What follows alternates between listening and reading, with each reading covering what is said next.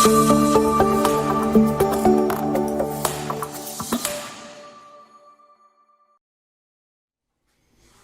you for joining us for another exciting episode of Encounters with God. Today we have a very special guest. I'm excited he's willing to join us today. It's lead pastor Brian McDaniels of Lifebridge Christian Center. And Brian, it's just a pleasure to have you on the show, brother. So glad to be here. He's not only the pastor, he's a good golfer too. He golfs with me. So we'll be discussing a lot of different things today. I know you'll want to join us. First off, we probably just want to talk to Brian. Just at the beginning, everybody has a relationship with the Lord, but I think it's important just to establish, how did we meet Jesus? What was our conversion experience to become a new creation in Christ? So, Brian, if you don't mind, kind of share a little bit about how Jesus came into your heart, brother. Absolutely. I was actually raised in the most, I guess I could say, the most healthy family that I've experienced. In Bible college, even a lot of my friends and classmates came from dysfunctional homes, absent fathers, father wounds, mother wounds. I didn't have that growing up. Yeah. My dad is one of the closest men to Jesus that I've ever met. Yeah. And he's the most authentic and real. He's the same on the stage as he is off the stage. And so I was born into a Christian home. We were in the church all the time. Yeah. In the church every time the doors open. And I didn't have any dysfunction like that. So I was raised in the church, believed in God, but there's a significant moment that needs to happen in every believer's life, specifically young believers who have been raised in church. There's a moment that needs to come from the God, my dad's God, my mom's God, into my God. There's a significant moment there. And I had a relationship growing up with my dad's Jesus, my mom's Jesus, my family's belief, my family's faith, but there was a significant moment. And so I was a good kid, right. Quote unquote, if you know what I mean. I was a good kid. I did the right thing. I loved God. We worshiped. I was in kids ministry. I was in youth ministry. And so I was actually born into the generation now that we see is post-biblical, but I was born into the era of where it started trending to not be popular to be a church-going believer. Yeah, absolutely. So I think it was around 7th or 8th grade, I started getting bullied significantly just for being a good kid. I remember getting made fun of at the age of 13 for still being a virgin. Sure. I got beat up, got bullied a lot. And there's a lot of things that happen, when you get bullied, you either remain bullied or you become the bully. Yes. And so I became, my freshman year of high school, I became very hard-hearted. I started drinking at the age of 15. I think I was drinking before. So I turned hard-hearted. I became a very angry individual, separated myself. I was very angry at the church because the church somewhat led to me being bullied, me being ostracized, marginalized, outside, different. And so I spent a large majority of freshman and junior year, I became what I hated. I became a bully to stop being bullied. Yes. And so long story short, my junior year of high school, I was on hydrocodone every day, taking large doses of pain medicine, selling pain medicine, selling it on the side, making a lot of money, believe it or not. And then I had this one kid that I bullied a lot. I bullied specifically out of the anger and the bitterness of my heart. There's no bad people, just broken people. Right. And I was very broken at an early age. And I bullied him a lot. And I remember specifically I locked him into a closet, I think it was. Wouldn't let him eat. And came back the next day. Many people who watched the thing might even know him, but the next day he got in a car accident and died. Oh, wow. Yeah, and he passed away. And so he was actually pretty popular as far as in the band and the schools. Right. And so our school actually made it a mandatory thing for his funeral. So we had to attend his funeral. Mm. And so I remember going into his funeral, not wanting to be there obvious reasons. It made you probably feel a little bit uncomfortable. Very uncomfortable. I remember I was probably 3 rows back from the very back of the auditorium. Yeah. And they brought him in like a funeral does. And then his pastor came, and he was just a very anointed black pastor, which I thought was ironic because he was this little skinny white boy.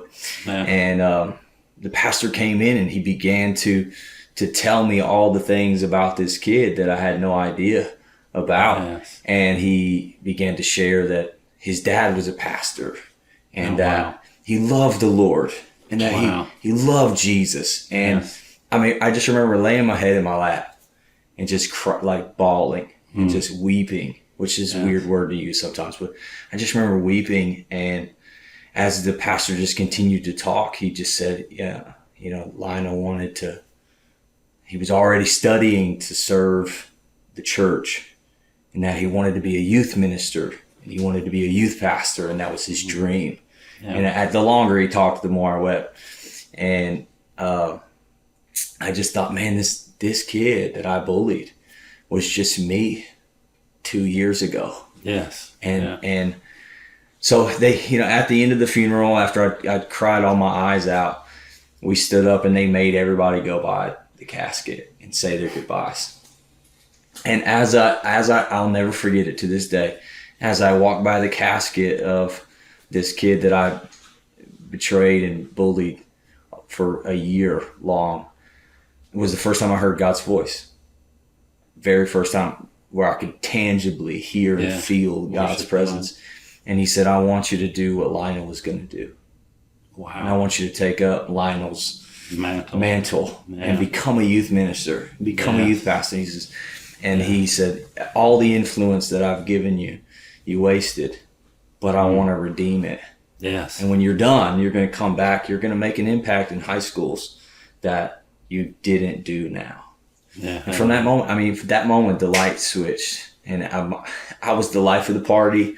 I brought I had money, so I brought alcohol to every party, and I was a very fun, outgoing individual. Yes.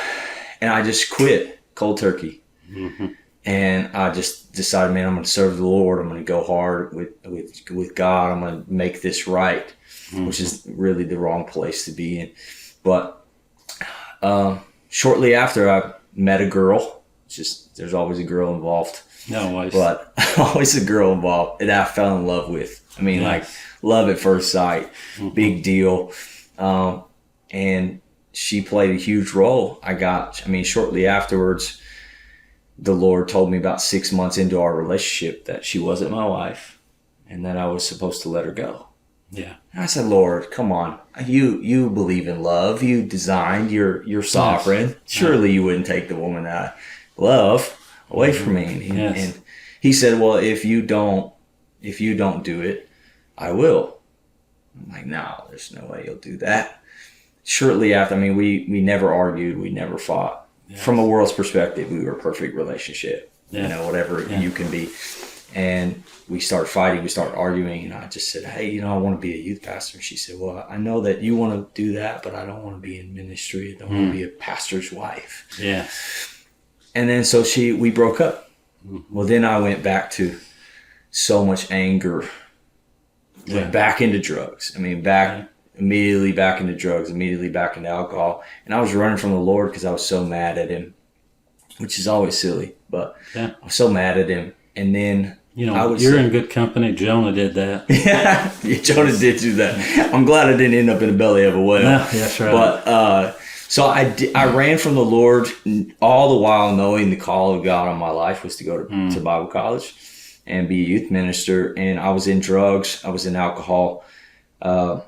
For about 2 more years consistently.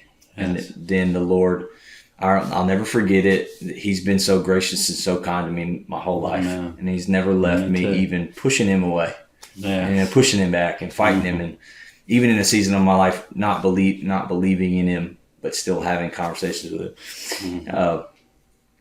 I was drunk. It was somewhere. I don't even remember where I was. I can still see it today, but I was on the top bunk I always make jokes because the top bunk's never a good place to be. Bunk beds. I was on the top bunk. I was so drunk. So I was mixing alcohol, suicidal, not wanting to live. I was away from my house, and the Lord told me, he said, I want you to go home. And I'm telling you, like it's so real. I got sober like that. When my heart just simple words out of the mouth of God can turn all things around. Yes, and he said, I want you to go home. And I knew what that meant, because I was running from God. I was running from my dad. I was running from my parents, hiding from my parents. So I got up, sobered up, completely sober in a matter of seconds, got home, drove to where I was staying at the time. I called my dad the next day and I said, Dad, I'm really tired of running from the call of God on my life.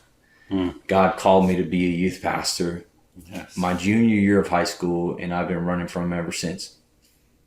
Well, you were like the prodigal. You'd come home. Oh, 100%. Yeah, as fast as I could. Yeah, and I called him. I said, I want to take you to lunch, which is, he bought it, obviously. But I said, we sat down. I said, I need to go to Bible college. I don't want to be in ministry without theological foundation. And so 2 weeks later, he made some phone calls. I put in an application to Christ for the Nations, which is the best Bible college on the planet. 2 weeks went by.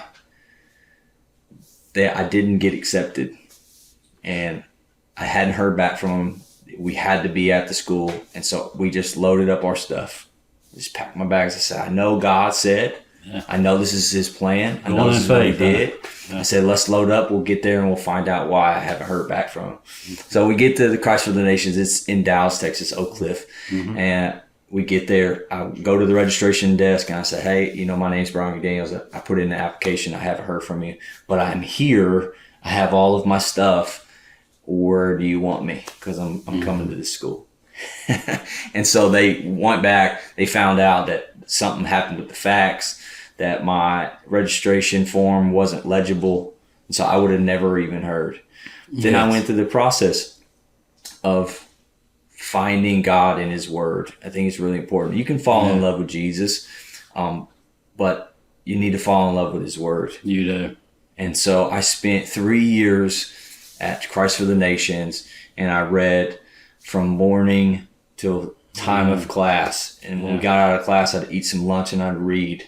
And then I'd read until dinner, and I'd work out for about an hour, and then I'd read until I went to bed. And then through his word and through the classes, I found him in his word. And I found a strength that I never knew. Long story short, 3 years there, I was getting ready to graduate. My father was in need of a youth pastor.